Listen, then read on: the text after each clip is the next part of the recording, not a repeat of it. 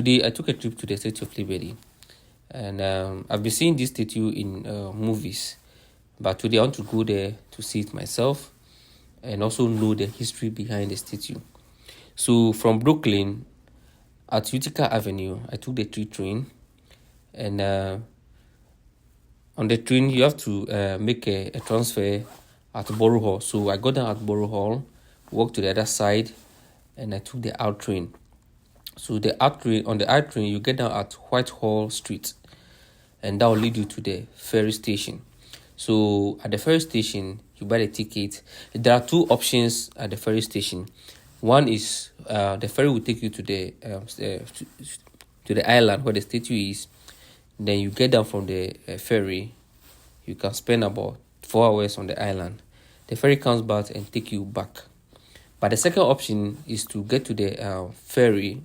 The ferry take you to the island and go around the statue for about 15 minutes. And then it takes you back. So I took the second option. Right now we are on the East River. And coming into view is the Manhattan Bridge.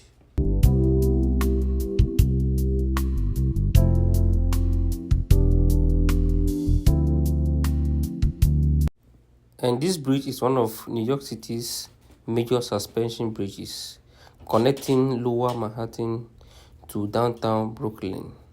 And this bridge is 6,855 feet long.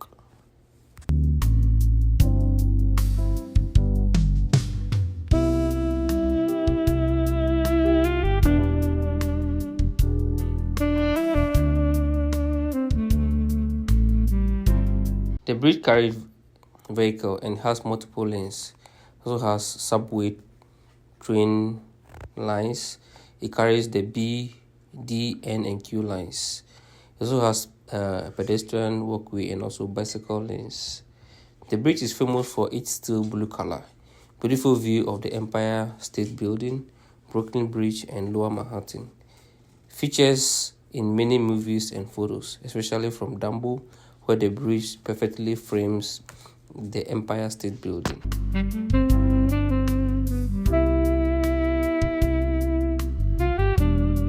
The next bridge is the Brooklyn Bridge. It is a famous historic bridge in New York City that connects Manhattan and Brooklyn across the East River. It was opened in 1883. It is 1.1 miles long. It carries cars plus a pedestrian and bicycle walkway. It was the first steel wire suspension bridge in the world. At the time, it was considered an engineering miracle. It becomes a symbol of innovation, unity, and New York City itself.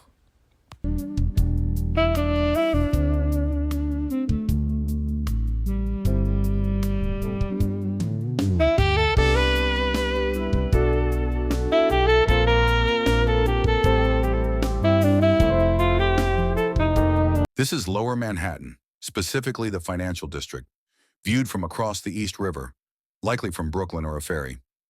Lower Manhattan is the historic heart of New York City and the site of the original Dutch settlement of New Amsterdam in the early 1600s before it became British-controlled New York. Over time, it developed into a global financial center, home to Wall Street, the New York Stock Exchange, and many iconic early skyscrapers that helped define the city's skyline. The area blends old and new, colonial-era street layouts, historic buildings, and modern high-rises, symbolizing New York's transformation from a small trading port into one of the world's most influential cities.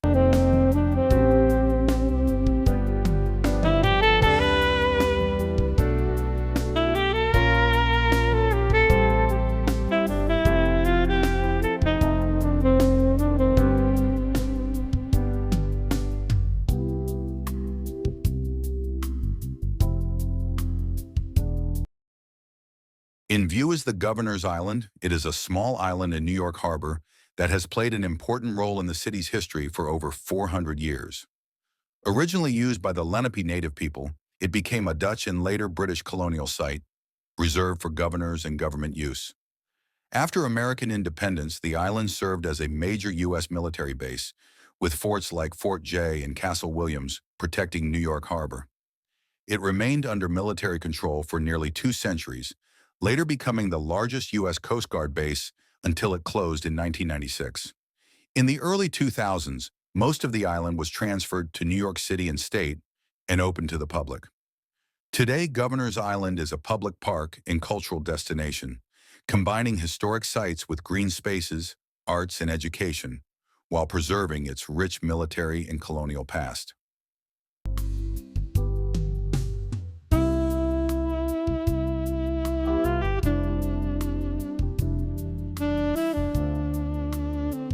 The Statue of Liberty is one of the most recognizable symbols of freedom in the world. It was a gift from France to the United States, meant to celebrate liberty, democracy, and the friendship between the two nations.